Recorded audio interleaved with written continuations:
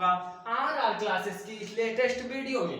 तो आज हम बहुत ही इंपॉर्टेंट टॉपिक आपके सामने लेकर आ गए हैं। आज हम देखेंगे कि श्रृंगार रस क्या होता है और श्रृंगार रस कितने प्रकार का होता है और फिर वीर रस क्या होता है। इसको हम बहुत अच्छे से एग्जाम्पल के माध्यम से आपको समझाएंगे। तो आइए हम बिना टाइम वेस्ट किए अपने लेक्चर को शुरू करते हैं। कल हमने आपको बताया था रस का डेफिनेशन हमने आपको बताया था कि रस को काव्य की आत्मा कहा जाता है। किसी दृश्य को देखकर या किसी काव्य को पढ़कर जो हमारे मन में जो हमें अलौकिक आनंद की अनुभूति होती है उसे रस कहते हैं। हमने एग्जाम्पल भी आपको बताया था। तो आई होप आपको रस की डेफिनेशन क्लियर हो गई होगी। उसके कितने प्रकार होते हैं, 9 प्रकार के रस हमने आपको बताया था। 4 तत्व उसके होते हैं, अस्थाई भाव, विभावान भाव, पंचारी भाव, उसको हमने आपको बताया था। तो आज हम लेकर आए हैं श्रृंगार रस और वीर रस। इसको हम एग्जाम्पल के माध्यम से बहुत अच्छे से समझेंगे। तो आइए देखते हैं। श्रृंगार रस, जहां काव्य में नायक नायिका के मिलने या वियोग का वर्णन होता है तो वहां श्रृंगार रस होता है। श्रृंगार रस के 2 भेद होते हैं, एक होता है संयोग श्रृंगार, एक होता है वियोग श्रृंगार। तो आप श्रृंगार रस के डेफिनेशन को तैयार करिए। इसमें जैसे नायक नायिका के मिलने का और वियोग का मतलब अलग होने का, जैसे एक्टर्स हीरो हो गए, हीरोइन हो गए, उनके मिलने का और उनके अलग होने का वर्णन होता है तो वहां श्रृंगार रस होता है। अब इसके 2 प्रकार होते हैं, संयोग श्रृंगार, वियोग श्रृंगार। आप देखिए संयोग श्रृंगार किसे कहते हैं। तो जहां काव्य में नायक नायिका के मिलने या मिलन का वर्णन होता है तो वहां संयोग श्रृंगार होता है। जहां पर नायक नायिका के मिलने का वर्णन होता है वहां पर संयोग श्रृंगार होता है। जैसे है कल हमने आपको जो उदाहरण बताया था वही इसमें संयोग श्रृंगार है, क्योंकि वहां पर मिलन का वर्णन हो रहा है। जैसे है लता ओट सब सखिन लखाए, श्यामल गौर किशोर सुहाए, देख रूप लोचन ललचाने, हर से जन्म नीच निधि पहचाने। ये वही अशोक वाटिका का वर्णन है, जब सीता जी अपनी सखियों के साथ पूजन के लिए आती हैं और श्री रामचंद्र अपने भाई लक्ष्मण के साथ पुष्प वाटिका में, अशोक वाटिका में पुष्प तोड़ने आते हैं।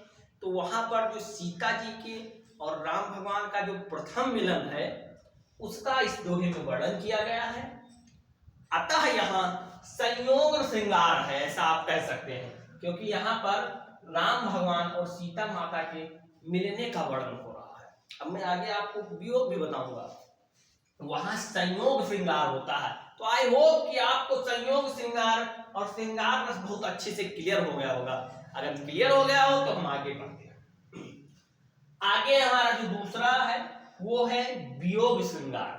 अब वियोग श्रृंगार किसे कहते हैं ये आप थोड़ा देखिए। जहां काव्य में नायक नायिका के वियोग का वर्णन होता है तो वहां वियोग श्रृंगार होता है।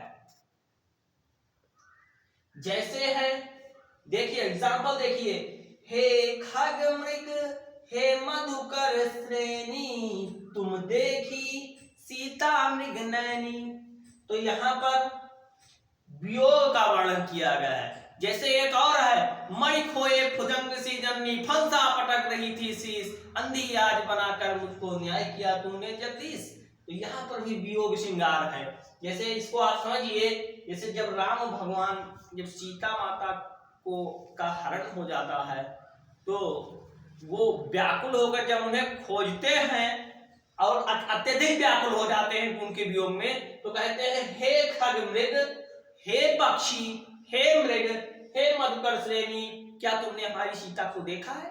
तो वहां पर क्या है, वहां पर व्याकुलता है, तो वहां पर वियोग श्रृंगार होता है। यहाँ पर नायक नायिका के वियोग का वर्णन होता है। जैसे हमने आपको बताया था, जैसे वहां पर श्री राम भगवान और सीता माता के मिलने का वर्णन हो रहा है तो वहां संयोग श्रृंगार है।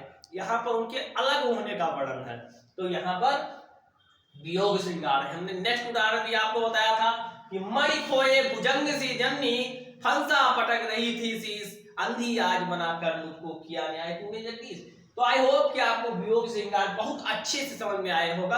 आप एग्जाम्पल के माध्यम से चलिए अब हम नेक्स्ट देखते हैं अपना। नेक्स्ट हमारा है वीर रस। वीर रस क्या होता है इसको हम बहुत अच्छे से डिस्कस करेंगे।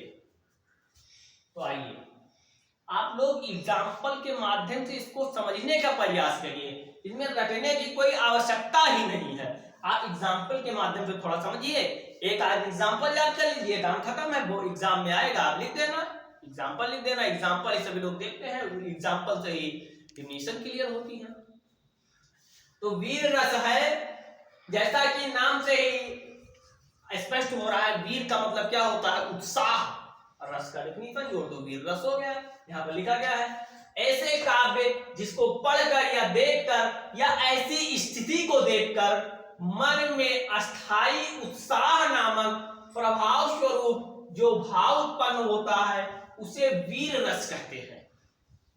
अब थोड़ा आप एग्जाम्पल देखिए, जैसे है यहाँ, मैं सत्य कहता हूं सके सुकुमार मत जानो मुझे, यमराज से भी युद्ध में प्रस्तुत सदा मानो मुझे, है और की बात ही क्या गर्व मैं करता नहीं, मामा तथा निस्तार से समर में डरता नहीं। तो यहाँ पर क्या है, इसको सुनकर आपके मन में एक उत्साह नामक जो प्रभाव स्वरूप भाव उत्पन्न हो रहा है, किसी के प्रति उत्साह। अब जैसे उदाहरण और है कि वीर तुम बढ़े चलो, ये नीचे लिखा हुआ है, वीर तुम बढ़े चलो, धीर तुम बढ़े चलो, सामने पहाड़ हो, सिंह की दहाड़ हो, तुम निडर डटो नहीं। तो यहाँ पर क्या है, यहाँ पर उत्साह नामक प्रभाव स्वरूप ये भाव उत्पन्न हो रहा है, अतः यहाँ वीर रस की निष्पत्ति हो रही है। इस एग्जाम्पल को आप देखिए, ऐसे बहुत सारे एग्जाम्पल है जिनमें आपके मन में जो उत्साह नामक, जैसे आपके अंदर एक उत्साह नामक जो प्रभाव स्वरूप भाव उत्पन्न हो रहा है, उससे वीर रस की निष्पत्ति होती है। और इसी से हम डेफिनेशन बनाएंगे कि वीर रस किसे कहते हैं। तो ये है हमारा वीर रस। आज इसके डेफिनेशन को पढ़िए, और बहुत छोटा छोटा एग्जाम्पल है, छोटे छोटे भी एग्जाम्पल बहुत सारे हैं। आप एनसीईआरटी की बुक को उठाइए, उसमें बहुत सारे छोटे छोटे एग्जाम्पल हैं, उसको आप तैयार कर लीजिए। थोड़ा मैंने आपके समझने के लिए तो यहाँ पर डाल दिया है। वीर रस हो गया, श्रृंगार रस हो गया। श्रृंगार रस के जो दो पार्ट होते हैं, संयोग श्रृंगार और वियोग श्रृंगार, उसको हमने बताया। अब फिर हम नेक्स्ट लेक्चर में जो हमने आपको 9 प्रकार के श्रृंगार बताए थे, 9 प्रकार के रस बताए थे, जैसे श्रृंगार रस, हास रस, करुण रस, रौद्र रस, विभत्स रस, भयानक रस, अद्भुत रस, शांत रस। तो इन सबके डेफिनेशन को हमें पढ़ना है।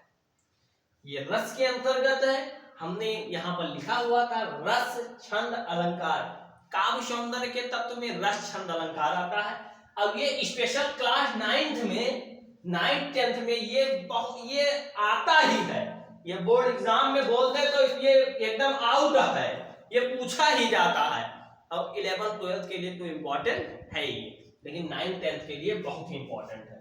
तो इस समय का जो टॉपिक मैं आपको हिंदी व्याकरण पढ़ा रहा हूँ वो आपके बोर्ड एग्जाम में पूछा ही जाता है।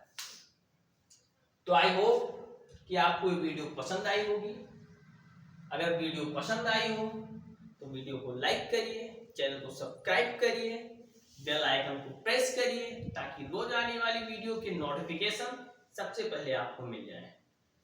तो इसका आप लोग हमारे साथ नोट्स बनाइए। लगभग ये 5वां लेक्चर है, 4 लेक्चर चल गए हैं। तो अगर इससे पहले आपको रस की डेफिनेशन नहीं याद है तो आपके सामने जो वीडियो लगी है स्क्रीन पर, उसको क्लिक करिए और वीडियो को देखिए और फिर आकर इसको तैयार करिए। तो मिलते हैं नेक्स्ट वीडियो में, तब तक के लिए थैंक यू, बाय बाय।